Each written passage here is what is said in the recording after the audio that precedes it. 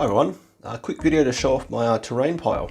Not really a tutorial, more a showcase of the different parts and bits I've created using both some homemade stuff and also stuff I bought from GW. So starting from the absolute basics to start is three very basic walls. These are made completely from styrofoam and then I cover them with PVA glue and dried out garden sand.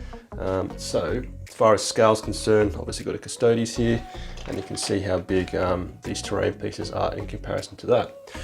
So that's the first of the very basics. So three very simple bits of styrofoam covered in PVA glue with garden sand, and it does give quite a nice texture with a couple bit of extra details such as the grass puffs here. Next is then from GW. It's I don't know what it's actually called, but it's from the latest 9th edition sort of style stuff. It's all this Pipework. It's quite cool, this kit, and you've got this great big field drum thingamajig here, and what I've critically done is magnetized all these so they do nicely fit together, and when it's on the tabletop, if you do bump it, it's less movement. But obviously the issue here is cost. These aren't cheap as far as they go, but they do look absolutely fantastic. Some great detail in them, particularly on whatever this thing's meant to be, like a terminal flow control unit.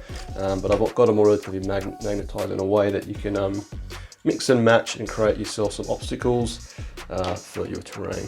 So they're really cool. Then going up in size, next we have some more GW stuff. Correction, before I jump to that, I've got this thing here, and actually got a video. It's a very old video, and this is homemade. So again, a piece of styrofoam textured with sand and PVA glue, and these are actually that's a double cream cup from Tesco, one of the supermarkets here, and that is randomly, I think, from Sif bathroom spray refill thing. So not the best looking thing, but you know, it's pretty basic. And then obviously I probably over textured as far as snow is concerned. So that's a homemade one. Right, then on to two more GW pieces. So also with the same, I think it's, I can't remember what these were called, but basically 9th edition was released, had these new particular terrain kits, and these are great. You can see all the beautiful detail that they've got here. So absolutely fantastic looking pieces of terrain. To help from a gameplay point of view, I've put them in their own, as you can see, bits of rectangular cardboard there, and that's to indicate if a unit is on or within the terrain piece. One small point which is really annoying is when you use PVA glue on card, it actually bends and warps it. So I mean, it's not much of a biggie, but it's very annoying that this is actually very warped. But I mean, you know, it could be worse. So yep, some more GW stuff. Then next along is some more homemade stuff. So going up in size, I've got these ones. This is my favourite. Again, two single cream cups, upside down. PVA glue, styrofoam with garden sand, and then some sprues to sort of create some pipe work.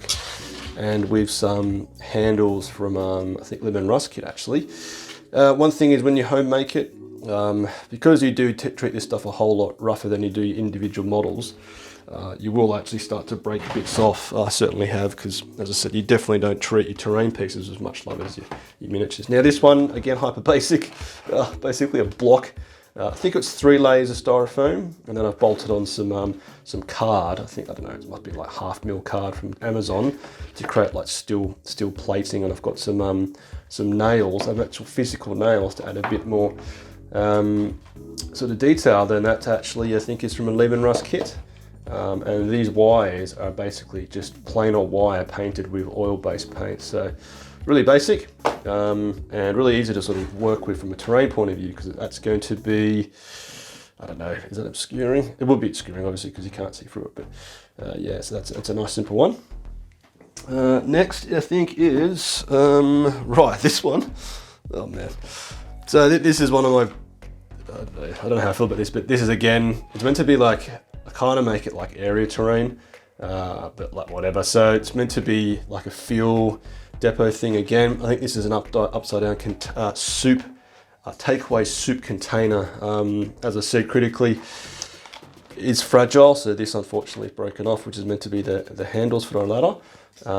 But really basic, a piece of sprue with some piping, and then this is meant to be like a floodlight to basically light up whatever this is here. So yeah, it's lost. I had a Aquila there as well, but you know, it's quite big, so it's easy to play with, but I have to say it's quite ugly, but you know, not everything can be pretty in life. Okay, and then I'll get onto some GW pieces. So I bought this big kit because I had a voucher for I think Christmas. Now it's a monster of a kit, and it's actually meant to be assembled like this. So this would be fantastic in the center of the board, just to sort of be complete line of sight blocking to give scale. It is really quite big, which is, I think, fantastic. I typically use it more like this when I play with my opponents, is basically do it like that. So it's a great big sort of, I don't know, area plus obscuring, if you can call it that. But again, GW parts, and it's really well detailed, and I spent a lot of time actually picking up a lot of the details, such as the lights here, and also I think any of the interior details. So I can't remember how much this cost. It wasn't cheap, but I got it for Christmas, so I was lucky. But yeah, it's a cool kit, and I think it's got some other bits which go finished off like that. I'll probably never use it with that there. So yeah, really cool kit, but obviously massive and cost money. And lastly, probably my biggest one, which is homemade and actually oddly never gets used because it's too big. You'll laugh when you see it, it's quite funny. So any guesses what that is, what that was?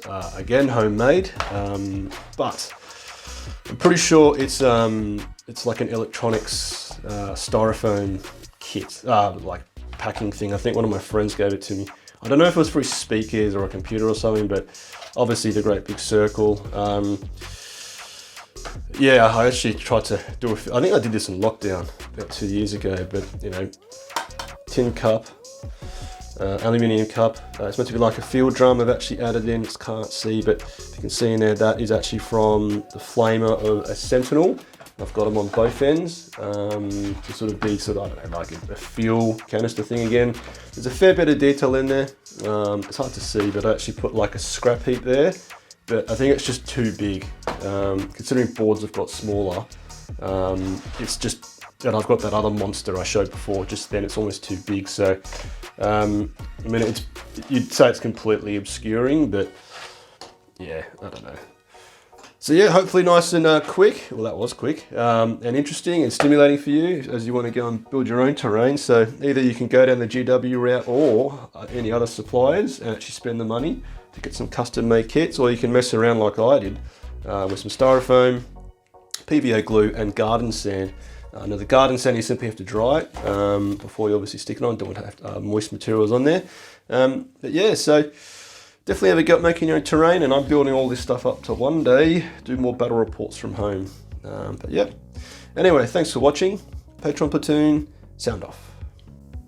Tank Commander Glenn, Tank Commander Watchdog Van Etten, Lieutenant Mitchell, Colour Sergeant DuPont, Sergeants Brady, Adal, Gilliam, Merrill, Veterans Gibson, Hall, Lundeen, Witten, Guardsman Combs, Hill, Nitton, Nguyen, Smith, Tom, Tompkin, Conscript Craft.